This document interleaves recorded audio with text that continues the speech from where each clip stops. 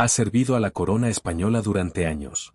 Pero nada te prepara para la convocatoria que llega en una mañana gris de tormenta en 1834. El rey Ferdinand está muerto. Su reinado sin aliento ha terminado, pero sus deberes no lo han hecho.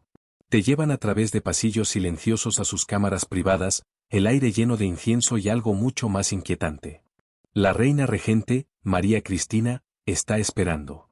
Sus ojos están hinchados por llorar, pero su postura es el acero. Ella no pregunta por el cuerpo. Ella no pide oraciones. Ella hace una solicitud, no, un pedido, que te enfría tus huesos. Ella quiere que lo preserves. No es un corazón. No es una reliquia. Pero eso, el miembro grotescamente de gran tamaño, inquietantemente deformado. El mismo secreto retorcido que perseguía el palacio durante décadas. Los susurros lo llamaron antinatural. Ahora, se espera que lo haga eterno. Y mientras miras hacia el cadáver cubierto, te preguntas, ¿qué tipo de legado exige esto? Incluso en la muerte, la presencia de Ferdinand domina la habitación. Pero no es su rostro lo que atrae tu ojo, es lo que se encuentra debajo de la hoja, un contorno tan antinatural que casi no parece real. Repele el lino, y ahí está. No es un mito. No chismes de la corte. El símbolo grotesco e hinchado que definió su reinado. De una manera que no se pueda explicar ningún texto de anatomía, neta en la base, grotescamente bulbosa al final, con una curvatura tan severa que parecía diseñada para burlarse de la función misma. Durante años, los enviados extranjeros susurraron a casa al respecto. Los sirvientes se rieron a puertas cerradas. Los historiadores evitaron el tema por completo, como si nombrarlo invitaría al escándalo a saltar de la tumba. Y ahora, debes preservarlo. El legado físico de un rey cuya regla estaba tan deformada como su carne. La condición de Ferdinand no era un giro del destino, era siglos en desarrollo. Los Habsburgs y Bourbons españoles habían tratado durante mucho tiempo el matrimonio como la diplomacia, el comercio de votos entre primos, tíos, incluso sobrinas. Cuando Ferdinand nació en 1784 de Charles IV y María Luisa de Parma, primos, la línea de sangre real se había convertido en un campo minado genético. Lo que surgió no fue solo un príncipe, sino un vaso frágil de daño heredado. Su cuerpo tenía el precio de la tradición, desfigurado, inestable y condenado desde el nacimiento. El trono no lo había moldeado, su sangre lo había hecho. Desde el principio, Ferdinand vivió con una humillación tranquila. Los sirvientes se rieron a sus espaldas. Los dignatarios extranjeros enviaron informes codificados sobre desarrollos inusuales en el joven príncipe. Incluso las paredes del palacio parecían susurrar. Cada mirada, cada pausa llevaba un peso que no podía escapar. Su padre, distraído por la caza, no ofreció orientación. Su madre desfiló abiertamente su aventura, dejando a Ferdinand para guisarse en traición y burla. A medida que creció, también lo hizo su vergüenza, y se endureció en otra cosa, control. Control cruel, preciso e implacable. Por la adolescencia, ya estaba castigando a los que se atrevieron a mirar demasiado tiempo. El niño de la que se reía de la cancha había comenzado a devolver la devolución. Detrás de las puertas cerradas, los médicos reales registraron lo que nadie se atrevió a decir en voz alta. Uno escribió que la anatomía del príncipe desafió la forma natural, la barra en la base, luego se hinchó en una masa tan grande y defapicó que arriesgó lesiones con cualquier contacto. Otro lo describió como el tiempo suficiente para servir como un palo para caminar, y formado como ningún órgano conocido. Las notas médicas hablaban de curvatura, crecimiento de tejido inexplicable y una estructura incompatible con la intimidad. Ningún tratamiento ayudó. No aceites, ni ungüentos, no remedios susurrados de tierras distantes. No era solo un tamaño, era una distorsión, una contradicción viva de la función y el poder. Se esperaba que la corte real sirviera, en silencio. En 1802, Ferdinand se casó con su prima, María Antonia de Nápoles y Sicilia. Llegó a la corte llena de esperanza, sin darse cuenta de lo que la esperaba detrás de las paredes del palacio. La boda fue un espectáculo deslumbrante, pero la noche de bodas la perseguiría para siempre. Sus asistentes estaban desconcertados cuando el valet de Ferdinand solicitó artículos extraños, cojines, aceites, herramientas médicas. Asumieron que era una oscura tradición española. Luego vino el grito. No un llanto. Un grito completo y aterrorizado que resonó en los pasillos de mármol. Monstruo. Monstruo. Según los informes, lloró, retrocediendo con horror. Lo que había visto no era el hombre que le había prometido, era algo que ni siquiera podía nombrar. Los médicos de la corte fueron convocados. Los cojines arreglados. Las drogas preparadas. Lo que siguió no fue una noche de bodas, fue un procedimiento. Cada intento de intimidad se volvió mecánico, planificado previamente y frío. Laudanum opuso sus sentidos, pero no su miedo. No había afecto, solo supervivencia. María Antonia pronto vivió en un estado de rutina entumecida, su cuerpo tratado como un deber real. Y a pesar de todo, no vino ningún niño. Con cada intento fallido, la frustración de Ferdinand se profundizó, y su silencio se volvió más inquietante. Cualquiera que sea la esperanza de que hubiera llegado desde hace mucho tiempo que se había disuelto en temor.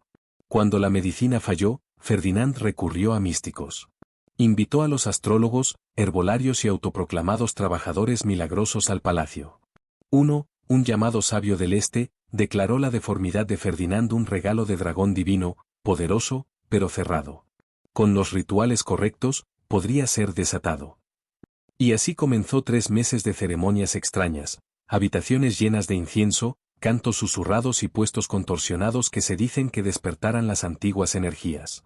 María Antonia, demasiado aturdida para resistir, siguió cada comando extraño. Increíblemente, quedó embarazada, con 2 años. El tribunal se regocijó, creyendo que la maldición se había roto. Pero la esperanza rápidamente se convirtió en dolor. El primer aborto espontáneo se produjo 4 meses después. El segundo, mucho más trágico, terminó solo semanas antes del nacimiento. La reina casi muere con el niño.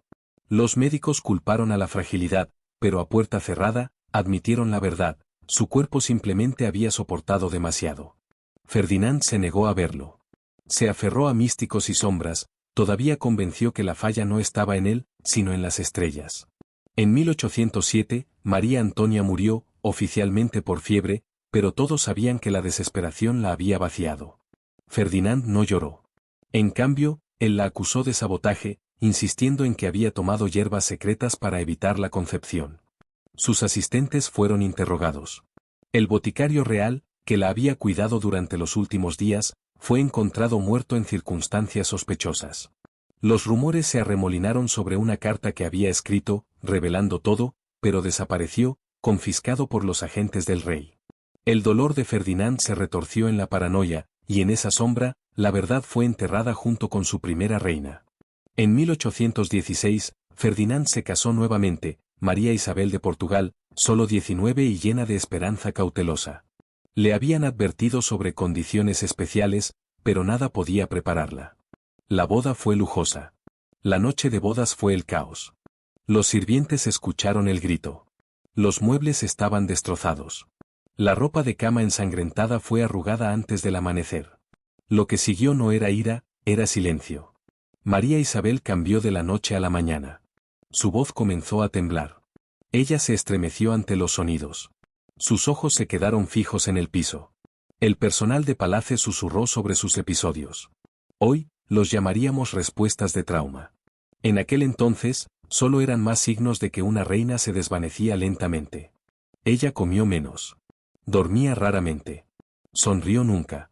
Ferdinand, como siempre, su miedo como insulto. Él ordenó que sus cartas se interceptaran, sus comidas probadas, sus habitaciones buscaban. Vio traición en cada movimiento y apretó su agarre aún más. La corte observó, indefensa, mientras otra novia real se desenredaba bajo el peso de la locura de un hombre. Desesperado por respuestas, Ferdinand convirtió sus cámaras privadas en algo grotesco, un teatro médico real. Estaba, completamente expuesto, en una plataforma de terciopelo como médicos extranjeros, anatomistas, incluso los artistas de los espectáculos viajeros fueron invitados a examinarlo. Las pelucas en polvo se inclinaron con las medidas de cinta y los cuadernos de bocetos, murmurando en latín e incredulidad. Tomaron notas, rastrearon diagramas, susurraron teorías sobre deformidades que ningún libro de texto había descrito. Algunos lo llamaron un desequilibrio hormonal único. Otros simplemente se refirieron a él como el monstruo real, el monstruo real. Detrás de una pantalla plegable, María Isabel esperó, pálida y drogada, tratada más como un sujeto médico que como una esposa. Nadie le preguntó su opinión. Nadie se atrevió. En esos momentos, el palacio ya no se parecía a una corte. Se había convertido en un espectáculo, la obsesión de un hombre desfilaba bajo la apariencia de la ciencia, y una reina desaparecía en silencio detrás de la cortina. Para 1818, María Isabel se había ido, oficialmente por el agotamiento, extraoficialmente de todo lo que había soportado. Si su cuerpo cedió o su voluntad lo hizo, nadie podría decirlo. Todo lo que quedaba fue el silencio, y otra reina perdió ante la obsesión de Ferdinand. En 1819, Ferdinand se casó nuevamente, María Josefa de Sajonia. Estaba tranquila, educada y preparada. A diferencia de sus predecesores, trató su matrimonio como un juicio médico. Se registró cada encuentro, fechas, posiciones, resultados. Mantuvo un diario con precisión clínica, señalando lo que funcionó, que falló, lo que dolió. Pero su destacamento desconcertó a Ferdinand. Ella no gritó. Ella no se estremeció. Ella simplemente observó, como si él fuera un espécimen. Esa frialdad perforó su ego. Pronto sospechaba de espionaje, convencido de que estaba documentando su deformidad para los tribunales extranjeros. Sus cartas fueron incautadas, su médico interrogó. La obsesión de Ferdinand ya no era solo física, se estaba convirtiendo en un asedio de desconfianza, alimentado por la precisión que pensaba que la protegería. En 1829, María Josefa quedó embarazada, un milagro que la corte apenas se atrevió a creer. Fernando era extasiado, obsesivo. Los guardias fueron publicados fuera de sus cámaras. Su comida fue bendecida y probada. Los médicos fueron convocados de toda Europa. No se dejó nada al azar. Pero a los 7 meses, algo salió mal. La reina se puso pálida, débil. La medicina moderna lo llamaría desprendimiento placentario. En aquel entonces, era un misterio, y Ferdinand rechazó los tratamientos estándar. En cambio, se dirigió a astrólogos y alquimistas, persiguiendo respuestas divinas mientras su esposa se deterioraba. El 18 de mayo, ella se puso de parto. Fue catastrófico. Ferdinand insistió en estar presente, gritando órdenes, acusando a los médicos de sabotaje mientras María Josefa gritaba en agonía. Una niña nació viva, pero sobrevivió solo unas pocas horas. María Josefa permaneció durante 3 semanas más, devastada por la infección. Entonces ella también se fue. Ferdinand se negó a enterrarlos. Durante días, ordenó a los médicos que siguieran intentando, aplicar calor, estimulantes, oraciones. El palacio se llenó del hedor de la descomposición antes de que finalmente permitiera un funeral. Pero incluso entonces, se hicieron máscaras de muerte y las colocó junto a los demás. Sus cámaras privadas se habían convertido en una tumba de memoria, 3 reinas, un niño y un legado empapado en pérdida.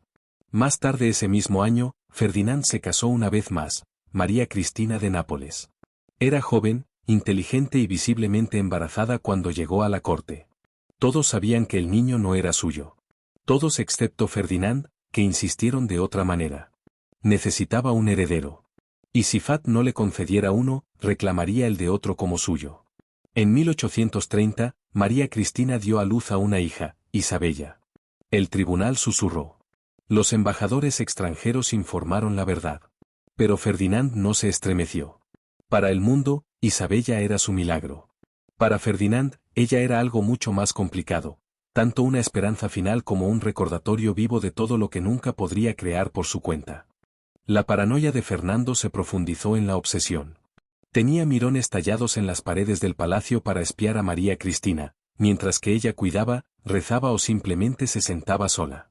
Los sirvientes informaron haber visto al rey con un ojo presionado hacia la hendidura, observando en silencio.